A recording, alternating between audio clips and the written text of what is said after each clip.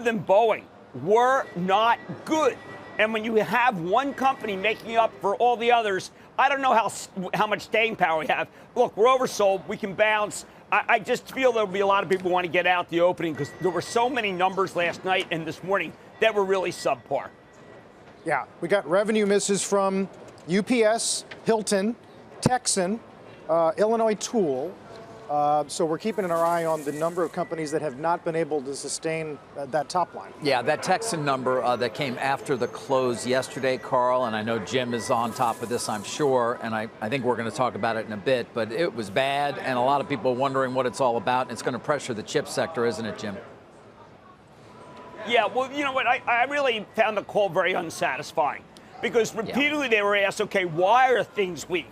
What is weak in the industrial economy? What is weak with devices? What is weak with gadgets? And all they would say is, hey, listen, man, we said it's weak. And so they would come back and say, well, why is it weak? So, well, the facts are weak.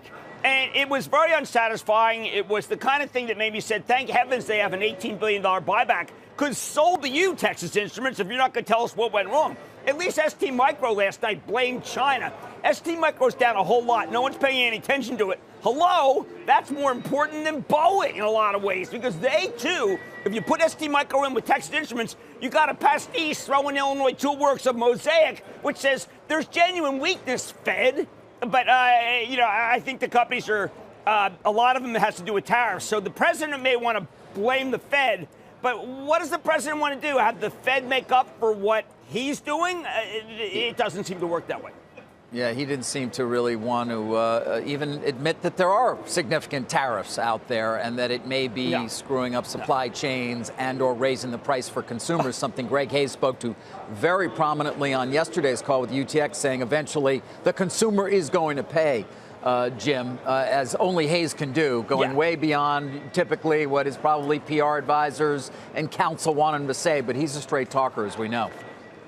Well, Greg Hayes is the guy that put this whole idea that the president might want economic regime change in my head. You got to go back to that October 4th Pence speech, where Pence is basically talking about religious freedom in China and the need for that government to start reacting, or let's find basically another government.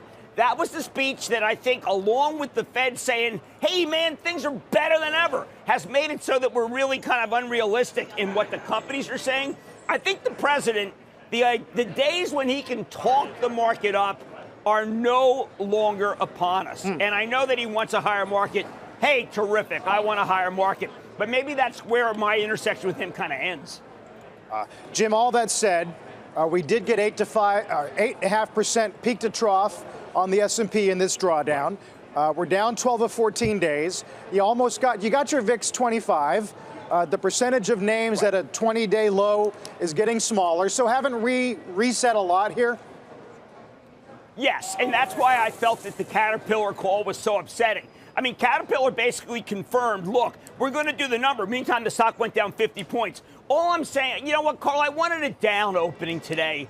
For heaven's sake, you get a down opening, and then you get a kind of a test, and then boom, you can fly up. Now we got to deal with people who want to sell at the opening. We finish them, and then we can go higher. I just don't like up openings after big down days, because what that does is everybody who bought when it was down 500 gets to blow out at the top. But you know what? We are oversold. I think that the market's come down too far.